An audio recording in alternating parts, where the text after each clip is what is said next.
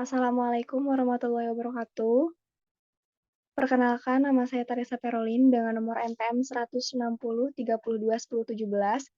Pada kesempatan kali ini, saya akan mempresentasikan mengenai kajian jurnal penelitian tentang mencegah peningkatan keasaman lambung. Yang terhormat, Bapak Indra Topik Maulana, SSI APTMSI, selaku dosen pengampu pada mata kuliah fitoterapi dasar. Next. Adapun topik pembahasan pada presentasi kali ini yaitu yang pertama gastritis akut, selanjutnya potensi kunyit, dan hasil dan kesimpulan. Adapun jurnal yang saya jadikan referensi yaitu berjudul Ekstrak Etanol Kunyit atau Curcuma domestica dalam mencegah peningkatan keasaman lambung Ratus norvegicus yang diinduksi histamin. Jurnal ini dibuat oleh Bapak Nugroho Eko Wirawan dari bagian farmakologi Fakultas Kedokteran Universitas Wijaya Kusuma Surabaya.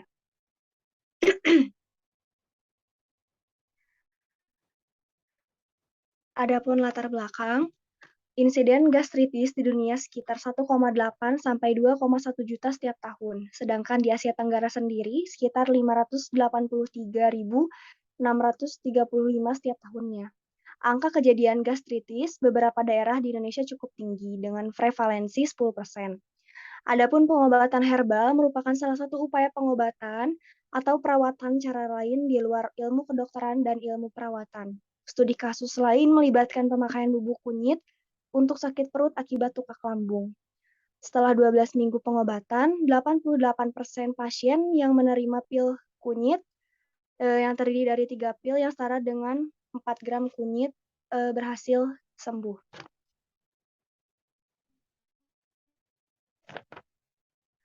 Kemudian, tukak lambung sendiri merupakan salah satu penyebab adalah peningkatan keasaman lambung yang diperantarai oleh H2 reseptor. Rimpang kunyit disari dengan menggunakan etanol 96% dan diuji efeknya sebagai anti-gastritis dengan menggunakan hewan uji Ratus norvegicus strain Wistar. Ada dugaan apakah ekstrak etanol dari kunyit yang mempunyai efek anti reseptor H2 dapat digunakan untuk mencegah tukak lambung akibat pelepasan histamin. Nah, berdasarkan hal tersebut, di atas peneliti ingin melakukan penelitian apakah kunyit bisa dipergunakan untuk mencegah kenaikan lambung karena induksi histamin dan dapat juga digunakan sebagai gastroprotektif dengan melihat kadar asam bebas, asam total, asam organik, dan pH lambung Ratus norvegicus strain Wistar. Adapun gastritis akut sendiri, berikut di samping adalah gambar dari gastritis akut. Gastritis akut merupakan respon mukosa lambung terhadap berbagai iritan lokal dan seringkali mengakibatkan adanya kerusakan sawar mukosa lambung.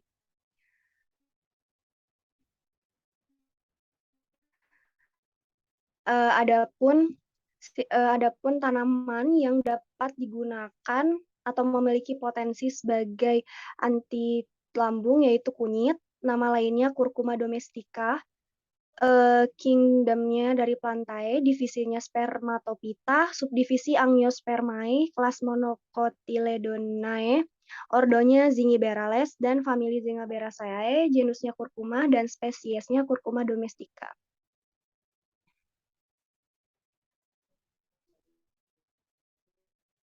Selanjutnya, kunyit memiliki kandungan zat aktif utama berupa kurkuminoid dan minyak atsiri. Kandungan kurkuminoid terdiri dari kurkumin, desmetoxycumin, dan bis-desmetoxycurcumin. Sedangkan minyak atsiri terdiri dari keton, sesquiterpen, turmeron, tumeon, zingiberin, veladren, sabinen, borneol, dan sineil. Kandungan kunyit lainnya berupa lemak, karbohidrat, protein, vitamin C, karoten, garam-garam mineral yang terdiri dari zat besi, fosfor, kalsium. Selanjutnya, adapun metode penelitian yang dilakukan pada jurnal ini. Rancangan penelitian menggunakan randomized post test only control group design. Adapun hewan coba yang digunakan adalah tikus jantan Ratus novergicus trainwistar dewasa dengan umur 2,5 sampai 3 bulan dengan berat antara 150 sampai 200 gram. Nah, tikus ini dibagi menjadi 4 kelompok. Ada kelompok K1, K2, P1, dan P2 dengan perlakuan yang berbeda. Adapun kelompok K1 yaitu tikus putih yang diberi CMCNA secara intraperoral. Kemudian K2, tikus putih yang diberi CMCNA secara intraperoral juga, namun 1 jam berikutnya tikus putih diberikan injeksi histamin 300 mg per kilogram berat badan secara intraperitoneal dan ditunggu selama 6 jam.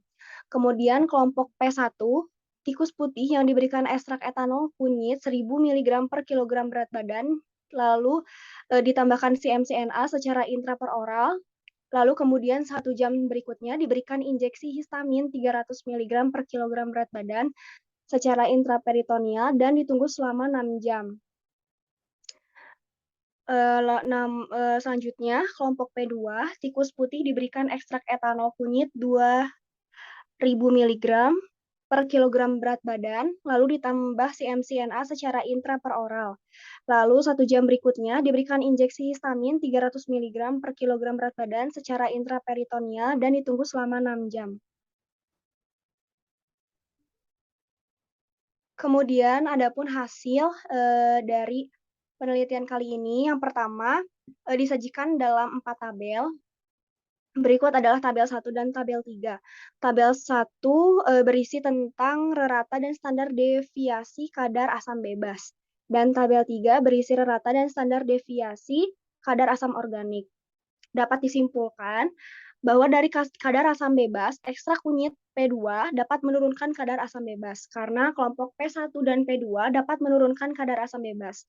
Tetapi penurunan P2 lebih besar dibandingkan P1, berarti P2 lebih efektif menurunkan kadar asam bebas. Selanjutnya, yang nomor 3, kadar asam organik. P2 dapat menurunkan kadar asam organik karena harga P2 mendekati hasil K1. K1 dan P2 tidak berbeda bermakna, jadi hanya P2 yang dapat menurunkan kadar asam organik. Selanjutnya disajikan tabel 2 dan tabel 4. Tabel 2 adalah rata dan standar deviasi kadar asam total.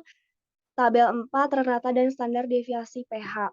Adapun kadar asam total kelompok K2 yang berisi CMCNA dan histamin adalah 0,32700, sedangkan kadar asam total P2 yang terdiri dari 2000 mg per kilogram berat badan, lalu ditambahkan histamin 300 mg per kilogram berat badan adalah 0,18000. Tidak bermakna secara statistik, tapi kadar asam total P2 mendekati hasil K1. Nah, hal ini menunjukkan bahwa ekstrak kunyit P2 efektif menurunkan kadar asam total. Lalu pH kelompok K2 yang terdiri dari CMCNA lalu ditambahkan histamin adalah 1,0960. Sedangkan pH P2 kunyit yang berisi 2000 mg per kilogram berat badan ditambah histamin 300 mg per kilogram berat badan adalah 1,3640. Hasil ini tidak berbeda, tetapi pH pada P2 mendekati hasil K1. Hal ini menunjukkan bahwa ekstrak kunyit P2 dapat mencegah penurunan pH.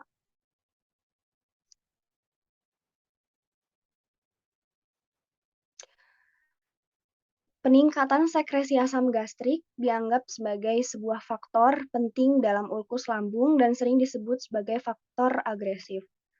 Aktivitas anti-sekresi kunyit seperti yang terlihat di model tikus besar Shey sangatlah penting dalam memproteksi mukosa gastrik dari ulserasi karena stres. Potensi perlindungan tersebut dikarenakan efek gastroprotektif dan anti-ulkus dengan beberapa mekanisme. Mekanismenya di antara lain karena ekstrak kunyit dapat memblok reseptor histamin H2 atau RH2 secara langsung dan menghambat reseptor gastrin sehingga sekresi asam lambung menurun.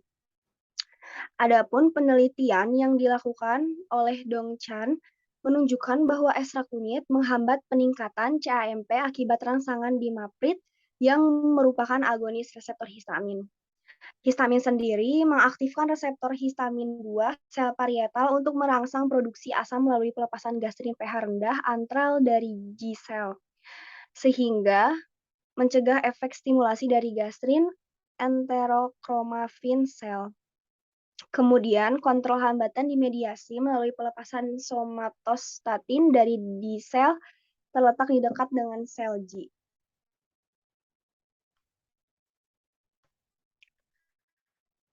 Kemudian, adapun kesimpulan yang dapat diambil, yang pertama, pemberian ekstrak kunyit secara intraoral sebelum induksi histamin dapat mencegah peningkatan kadar asam lambung pada tikus putih. Yang kedua, terdapat hubungan antara peningkatan dosis ekstrak kunyit dengan kadar asam lambung tikus putih yang diinduksi histamin. Jadi, semakin besar dosis ekstrak kunyit yang diberikan, maka potensi sebagai antihistamin juga tinggi juga. Kemudian selanjutnya terdapat kandungan kurkumin dan bisdesmetoksikurkumin pada kunyit. Nah, kedua kandungan ini memiliki fungsi sebagai senyawa anti alergi yang dapat membantu menghilangkan rasa gatal-gatal pada tubuh. Nah, dapat disimpulkan bahwa dari dua kandungan tersebut dapat menghambat aktivitas protein berlebihan pada tubuh yang dapat mencegah lepasnya zat histamin. Jadi, senyawa yang berperan dalam, menurunkan menonaktifkan histamin adalah kurkumin dan bisdes sebelumnya coba Bu. Adapun, senyawa yang dapat menurunkan asam lambung dengan cara menghambat histamin adalah kurkumin dan bisdesmetoksikurkumin. Next.